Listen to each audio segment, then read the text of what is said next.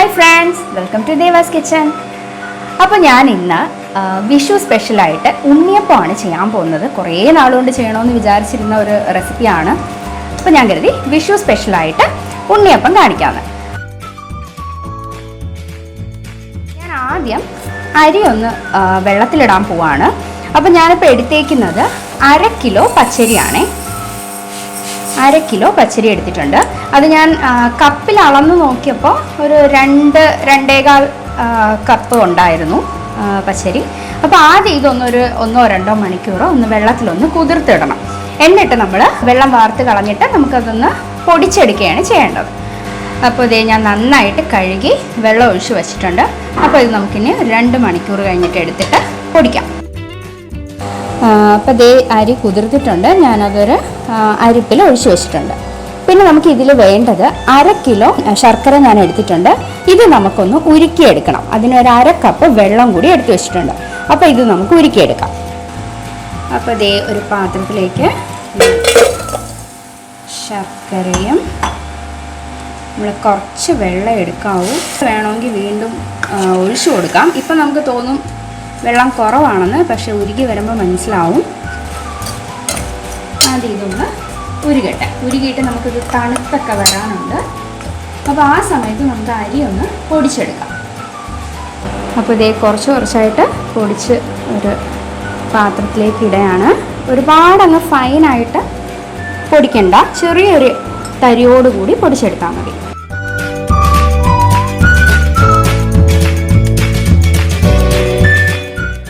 ശർക്കര എല്ലാം ഉരുകിയിട്ടുണ്ട്. നമുക്കിനി ഗ്യാസ് ഓഫ് ചെയ്ത് വയ്ക്കാം.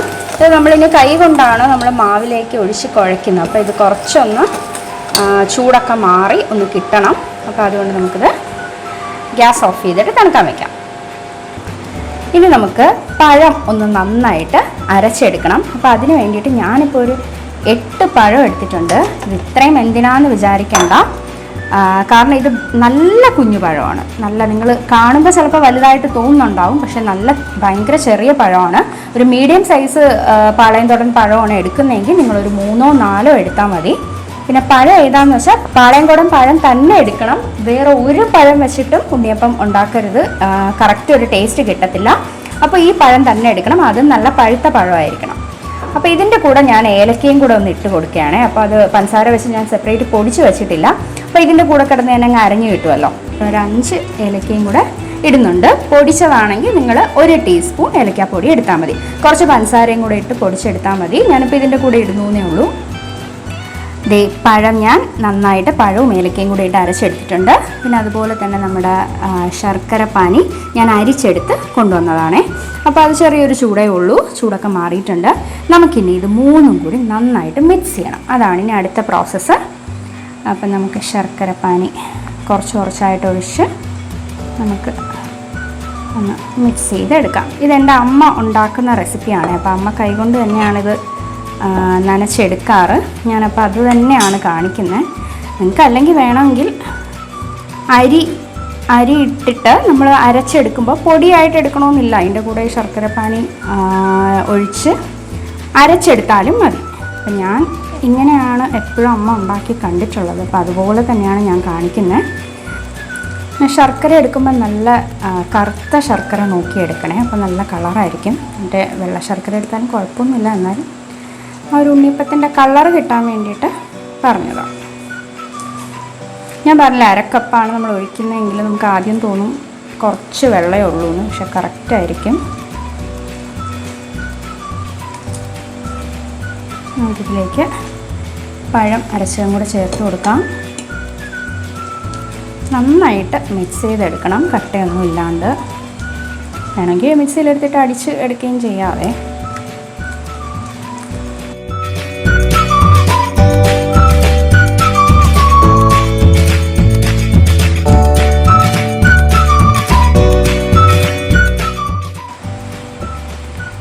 ഈ ഒരു കൺസിസ്റ്റൻസിയിലാണ് ഇരിക്കുന്നത്. നമ്മുടെ ദോശമാവൊക്കെ പോലത്തെ ഒരു കൺസിസ്റ്റൻസി.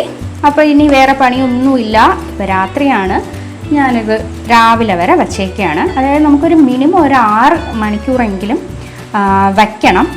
4 മണിക്കൂറാകുമ്പോഴും എടുക്കാൻ കുഴപ്പമില്ല. എന്നാലും കുറച്ചും കൂടെ നന്നായിട്ട് കിട്ടണമെങ്കിൽ ഒരു മുതൽ ഒരു 10 മണിക്കൂറൊക്കെ ഇതിങ്ങനെ വയ്ക്കുന്നതാണ് ഏറ്റവും നല്ലത്. 10-12 മണിക്കൂറൊക്കെ വയ്ക്കാം. നമ്മൾ രാത്രി വെച്ചിട്ട് കിടന്നാൽ നമുക്ക് രാവിലെ ആകുമ്പോഴത്തേക്കും ഉണ്ടാക്കാം ആ ഒരു ഇത്. അല്ലെങ്കിൽ രാവിലെ വയ്ക്കുകയാണെങ്കിൽ നമുക്ക് വൈകുന്നേരം ഉണ്ടാക്കുന്ന രീതിയിൽ നമുക്ക് മാവ് പുളിക്കാൻ വയ്ക്കണം. അപ്പോൾ നമുക്കിനി രാവിലെ കാണാം. അപ്പോൾ രാവിലെ ആയിട്ടുണ്ട്, നമ്മുടെ മാവെല്ലാം റെഡി ആയിട്ടിരിക്കുകയാണ്. നമുക്ക് മിക്സ് ചെയ്ത് നോക്കാം.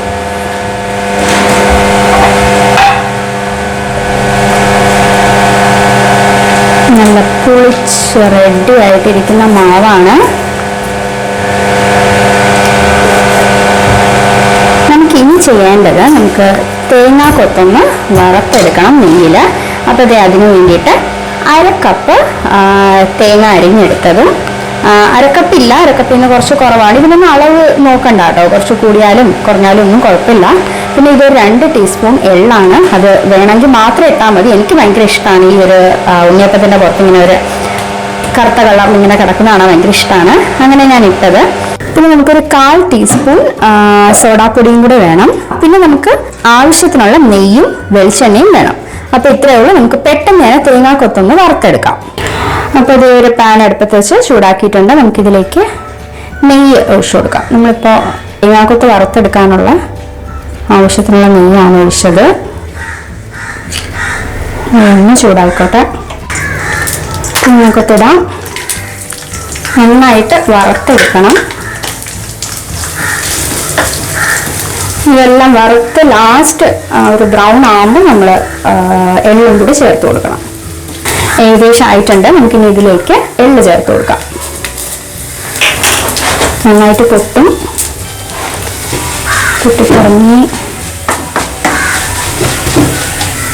നമുക്കിനി ഗ്യാസ് ഓഫ് ചെയ്യാം. ഇനി ഇതൊന്ന് കുറച്ചൊന്ന് തണുക്കണം. ഇതോടുകൂടി കൊണ്ട് ഒഴിക്കണ്ട, ജസ്റ്റ് ഒന്ന് തണുത്തതിന് ശേഷം നമുക്ക് ഉണ്ണിയപ്പത്തിൻ്റെ മാവിലോട്ട് ഒഴിച്ചു കൊടുക്കാം.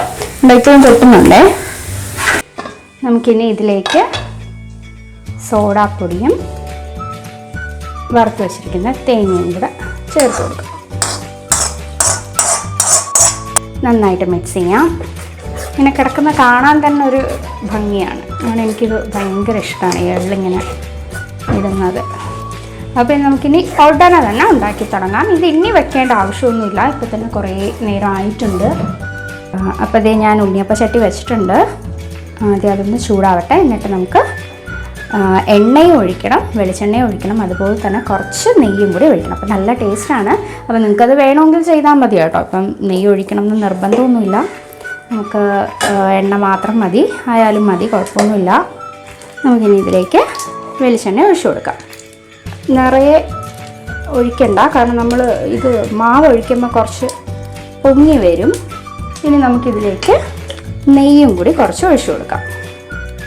ഇനി ഇതൊന്ന് ചൂടാവട്ടെ. ചൂടായിട്ടുണ്ട്. നമുക്കിനി ഇതിലേക്ക് മാവ് കോരി ഒഴിച്ചു കൊടുക്കാം. ഹോള് നിറയെ മാവ് ഒഴിക്കരുത്, പകുതിയെ ഒഴിക്കാവും. ആദ്യം സൈഡ് ഒഴിക്കാം, കാരണം അത് പതുക്കെ വേവത്തുള്ളൂ. നടുക്ക് പെട്ടെന്ന് തന്നെ ആവുമല്ലോ.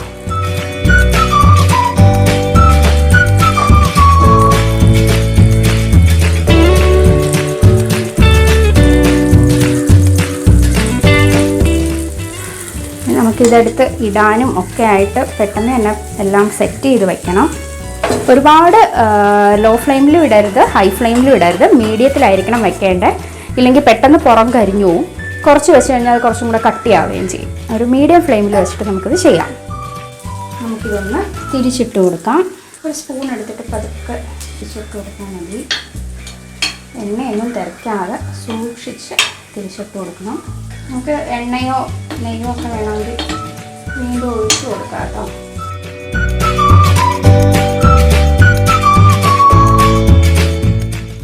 അപ്പം നമ്മുടെ ആദ്യത്തെ സെറ്റ് ഉണ്ണിയപ്പം റെഡിയാണ്. നമുക്കിനി ഒരു അരിപ്പിലോട്ട് എടുത്തിടാം.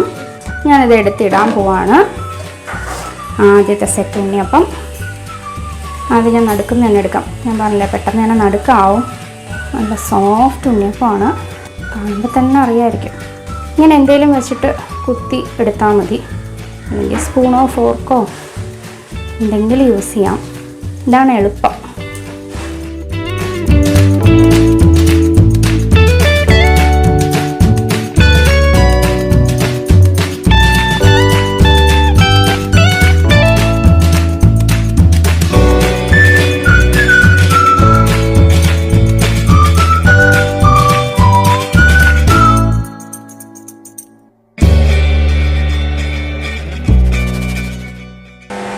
അപ്പോൾ ഇതേ നമ്മുടെ സോഫ്റ്റ് ആയിട്ടുള്ള ഉണ്ണിയപ്പം റെഡിയാണ്. അപ്പോൾ ഉറപ്പായിട്ട് എല്ലാവരും ഈ വിഷുവിന് ട്രൈ ചെയ്ത് നോക്കണം. ഞാൻ ഒന്ന് മുറിച്ച് കാണിച്ചു തരാം. അകം നല്ല സോഫ്റ്റുമാണ്, നല്ല മുരിഞ്ഞും ഒക്കെ കിട്ടിയിട്ടുണ്ട്. അപ്പോൾ ഉറപ്പായിട്ട് എല്ലാവരും ട്രൈ ചെയ്തിട്ട് ഇഷ്ടമാണെങ്കിൽ അഭിപ്രായം പറയണം. പിന്നെ നമുക്കിത് 98 എണ്ണമാണ് എനിക്കിപ്പോൾ കിട്ടിയിരിക്കുന്നത്. അതായത് ഇപ്പോൾ ഒരു 1/2 കിലോ പച്ചരി എടുത്തപ്പോൾ ഒരു 100 എണ്ണം നമുക്ക് ഉണ്ടാക്കാൻ പറ്റും എന്നുള്ള ഒരിതാണ് ഞാനിപ്പോൾ പറയുന്നത്. എനിക്കിപ്പോൾ 98 എണ്ണം കിട്ടിയിട്ടുണ്ട്. അപ്പോൾ നമുക്കിനി അടുത്തൊരു അടിപൊളി റെസിപ്പി ആയിട്ട് കാണാം. Thanks for watching.